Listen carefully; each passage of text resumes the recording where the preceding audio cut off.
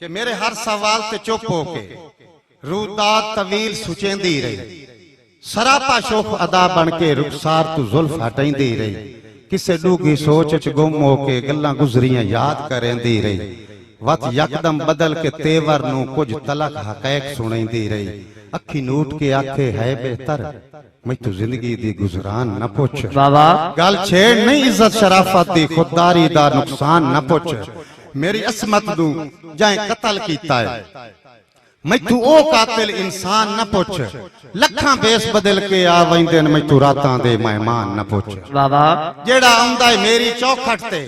वो होश हवास खड़ा बांदा है, इत्थे मुल्ला जाहिद काजी भी घुट पी के दीन भुला बांदा है, इत्थे हर एक रिश्ता मार वैंदा है, औकात दा फर्क मिटा बांदा है, पुत्र अगली राती ओ वैंदा है, प्यो पिछली राती आ बांदा है, घुंघरू बन नच वैंदे हैं,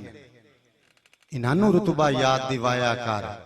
हर गल मैन समझाई रखना है, कुछ इनानू भी समझाया कर, बंदा कासिम गैरतमंद दिसना है, साथू अपना आप बचाया कर, मता जागते हो रसवाई जावी मेरे कोठे तू ना है।